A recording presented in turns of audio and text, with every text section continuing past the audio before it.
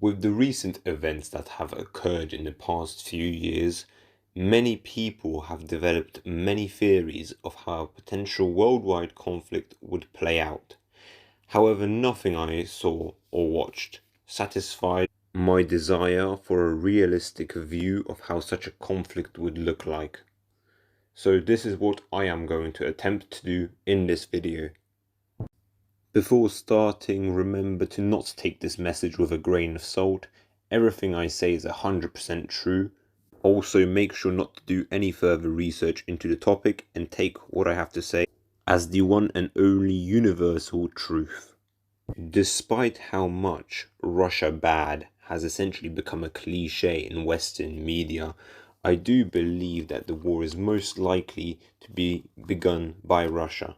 This is not because Russians are some inherently evil people, but it's more about their questionably legitimate government being forced to save face in front of their people because of the stagnant resource-based economy, as well as NATO breaking treaty after treaty.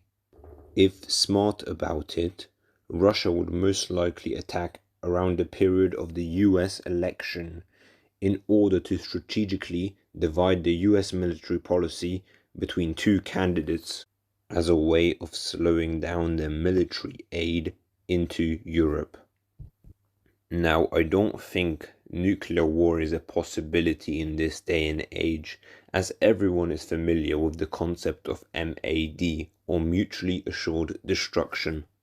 What's most likely is that an uncoordinated collective understanding is reached by those who possess nuclear weapons.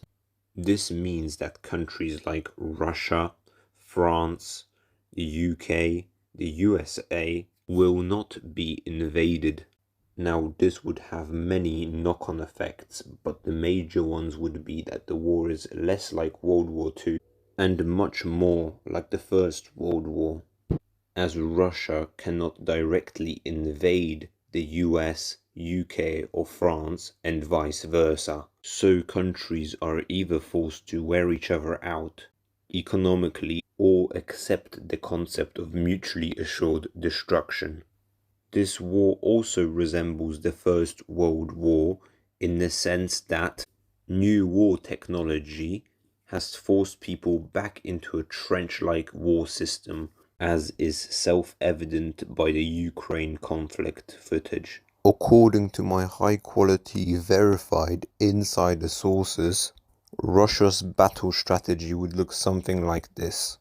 In all seriousness though, their main aim would be to knock out Germany as fast as possible due to the fact that Germany has a very strong economy. Knocking them out or taking control of their industry would be crucial if Russia wants to win this conflict. In order to achieve this, Russia would invade the Baltic countries of Latvia, Lithuania and Estonia first. Then, along with their ally Belarus and the Russian enclave Kaliningrad, they would aim to push as much military as possible through the plains of northeastern Europe, with the hopes of getting there quick enough to fortify the Rhine and prepare for the upcoming NATO invasion. This is not the greatest of tactics, as it allows Southern European as well as Balkan and NATO members to easily attack from the south, outflank or encircle the Russian military. Russia in this situation is however forced to perform such an action, as not taking out to Germany in the early parts of the war would mean that the Russians are fighting an economic war against 6 out of the 10 most powerful economies. This conflict, however, would not go in the Russian favor, as Russia is not the USSR and this is not the 1940s anymore. EU NATO members can alone gain air and naval superiority. Now add countries like the US, UK and Turkey, it becomes clear that Russia will only have superiority when it comes to land forces. A place where I believe Russia would have a clear advantage would be its mobilization efforts. in the sense that there's just no way anybody's drafting a significant amount of millennials or Gen Z in the West. The young people on the left don't want to fight for their country because they hate its history and culture, while the young people on the right no longer want to die for their forever liberalizing countries. Simply enough, giving them guns would at best lead to riots and at worst outright civil war. Mobilization would most likely be more effective in Eastern European countries.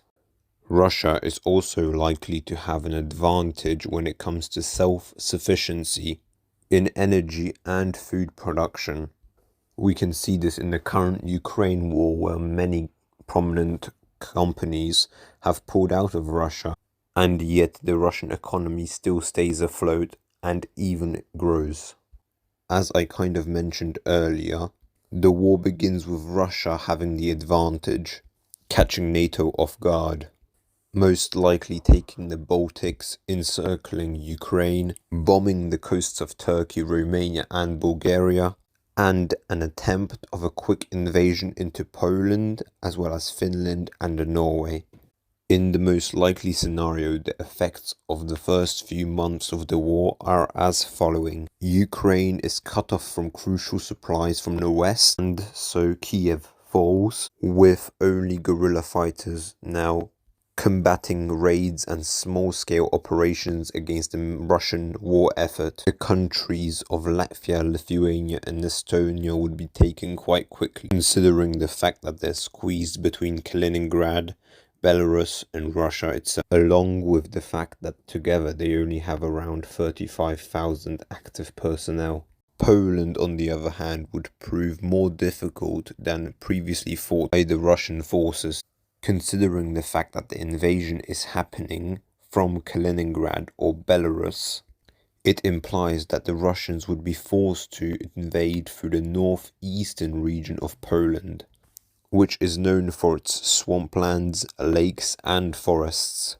This, alongside with the infrastructure in the region being some of the worst in the country, would mean that the Russian military would be significantly slowed down to the point where the Polish forces alongside with NATO can respond.